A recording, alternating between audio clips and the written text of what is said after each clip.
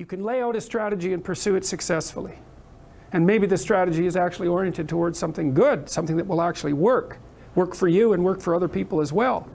And I don't really understand why people aren't told this when they come to university, is that your goal is to make yourself as articulate in writing and thinking and speaking as you possibly can, because that opens the door to everything that you'll want to do in the future, no matter what it is. The more articulate person always rises, always. Because they lay out strategies more effectively. They lay out the reasons for doing something or for not doing something more particularly. They convince people, and properly so, that they can grapple with potential that lies ahead effectively. And they can defend themselves when they're challenged. And so all of that is going into the past, into the chaos of the past, you could even say, and pulling up the spirit that inhabits that from the bottom and uniting with it. And if you don't do that, well, you're defenseless in the face of the tragedy of life. And then that's not so good, because if you're defenseless in the face of the tragedy of life, then you get way more hurt than you would otherwise get, and so do the people around you. And then the probability that you're going to be resentful and bitter about that is really high, because no one likes to fail continually. And then you get bitter and resentful, and then once you're bitter and resentful, well, being vengeful and mean is the next step. It doesn't take much of a transformation to move you from that place to the next. So now Pinocchio has to face the thing that he's afraid of most. And that's a complicated idea as well. So Jung had this phrase that he liked, that he took from the alchemists, which was in sterquilinus invenitur. And what it meant was, what you most want to find will be found where you least want to look. There's this old story that's from King Arthur, and King Arthur has these knights, right? They all sit around a round table, which means they're roughly equal. That's what the round table means. And they're off to find the Holy Grail, and the Holy Grail is the most valuable object. That's what it means. So they're off to find the most valuable thing, but they don't know what it is, and they don't know where it is. But they know that there's a most valuable thing, so in some sense it's akin to them orienting themselves by the star. And they don't know where to look, and so what they decide is, they have the castle, and it's the middle of a forest, and so each knight decides to start looking for the Holy Grail by entering the forest at the point that looks darkest to him. And so what's the idea there? Well, imagine there are things that come easy to you, and that you're fond of pursuing, and that you're happy about pursuing. So you've found those and pursued them, and you've mastered them. So you know all that, but then there's another place that you don't want to go. And so you haven't gone there, and you haven't mastered it, and you're very small in comparison to it because you haven't mastered it. And so it has this monstrous aspect. But it has, if what you're working, if what you're doing isn't working, it's where you haven't gone that you need to go. And so I can give you another example of this. So let's say you're an agreeable person. And so you don't like conflict, and you won't stand up for yourself, and you regard anger and the proclivity to provoke and to engage in conflict as something that's positively terrible. It's not only that you're not good at it, it's actually that it's wrong. So that's where you have to go if you're going to learn how to stand up for yourself. And imagine that you're afraid. Maybe you have something like agoraphobia. And so there's a whole bunch of things that you're afraid of, and you don't want to go there. But if you want to put yourself together, then that's exactly where you have to go. And so it's frequently the case that what you want to find is to be found where you least want to find it.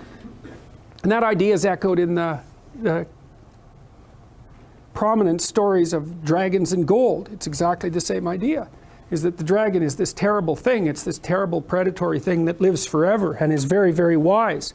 And it lives underground. And it'll kill you. It'll burn you up in a second. But it hoards gold. And so you have to go there into the dragon's lair if you're going to get the gold.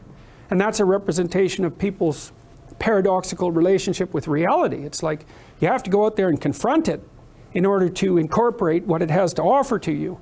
But the probability that that's going to be intensely dangerous and push you right to the limit, first of all, those are actually the same thing. If it didn't push you to the limit, you wouldn't gain anything valuable from it. So you don't get one without the other. You don't get the gold without the dragon. That's a very strange, very, very strange idea. But it seems to be accurate. So all of that's lurking underneath this, in this imagery of the whale. The thing that's at the bottom of... Now, the whale, you can think of the story of Jonah. What happens with Jonah is that, roughly speaking, he's a prophet, and God tells him that he has to, if I remember correctly, God tells him that he has to go to this city and straighten it out because it's veered off the path and it's heading towards doom. And Jonah thinks, I'm not going to that city to tell those people anything like that because they're not going to be very happy with me just showing up there and telling them, you know, everything they're doing wrong. And so he hops on a boat and tries to get out of there.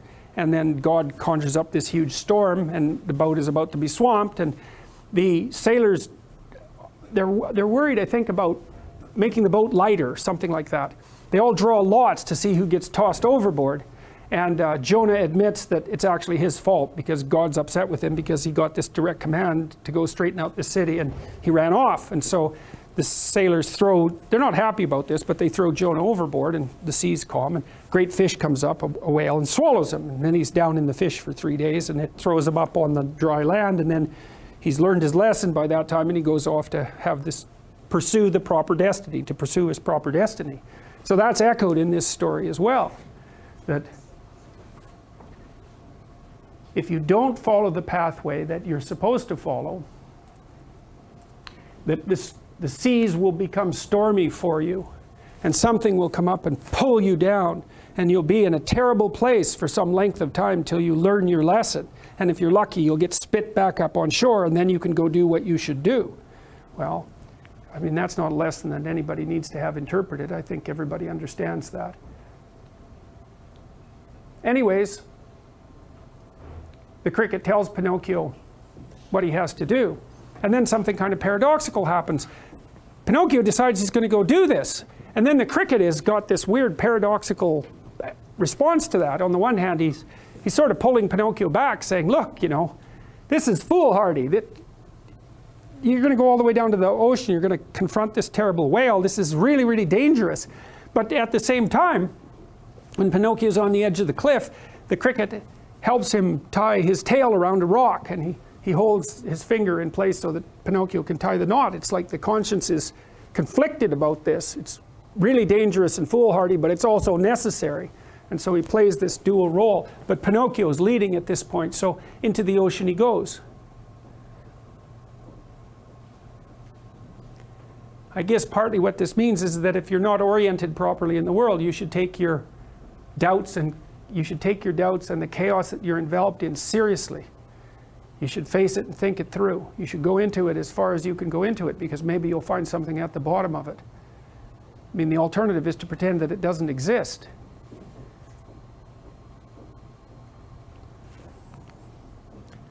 So then Pinocchio is at the bottom of the water. He can actually breathe down there, it turns out. So you could think that he's gone into the unknown. He's outside of dry land. He's in the unconscious. All of those things are true. And you might think, well, why would it be the world outside of what's known and the unconscious at the same time? This weird intermingling of those two things. And as far as I can tell, that's because when you're in chaos and you don't know what's going on, then you start imagining what might be going on. And that imagination is partly the world, as it might be, but it's also partly the structure of your unconscious mind, which is producing the fantasies. And so when you're truly in chaos, then the distinction between your fantasies and reality isn't clear. That's actually part of what constitutes the chaos.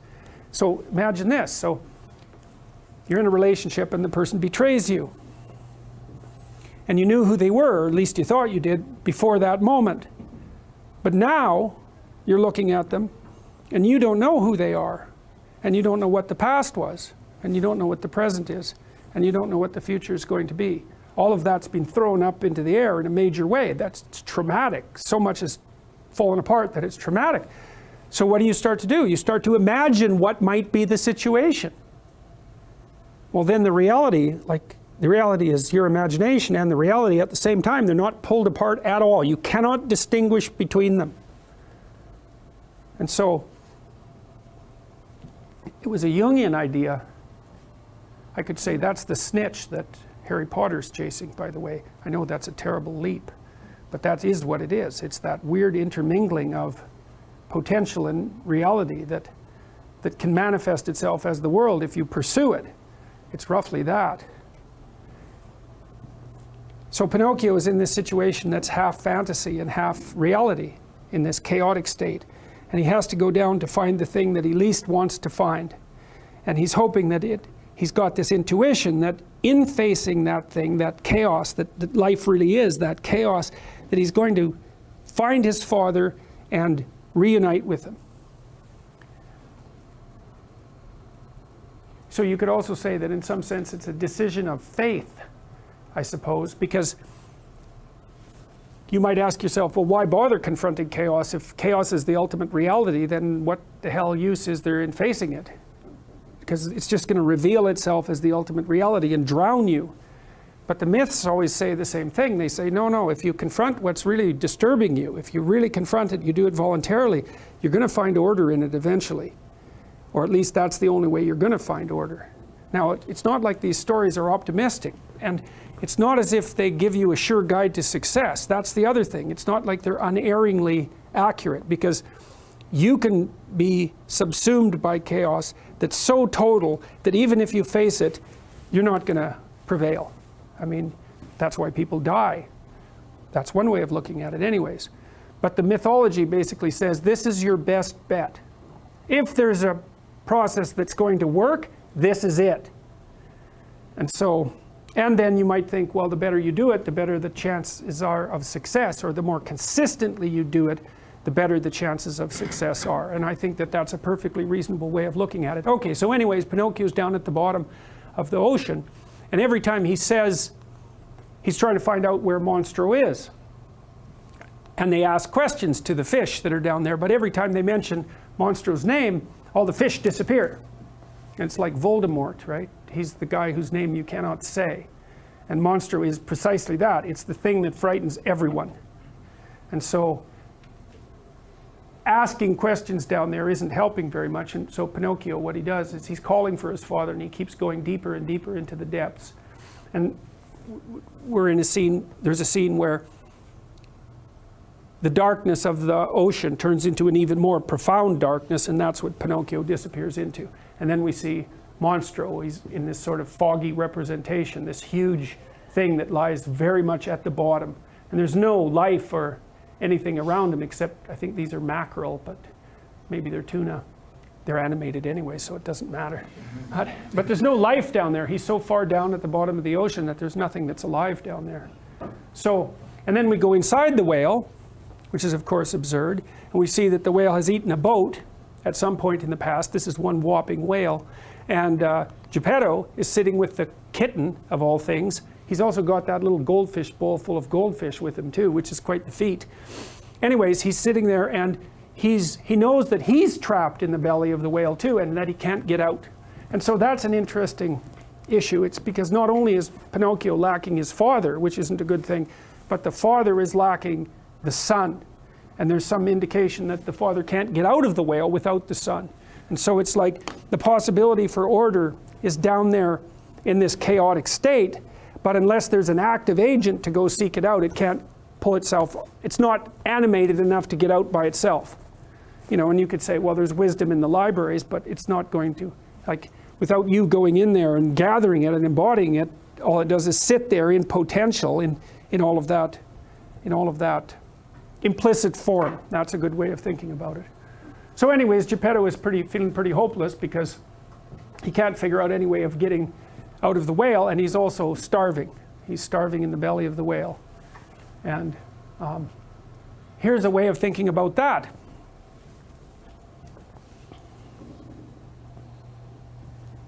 Geppetto's a good guy, but he's old. And that means his way of doing things is no longer fruitful. That's why he's starving.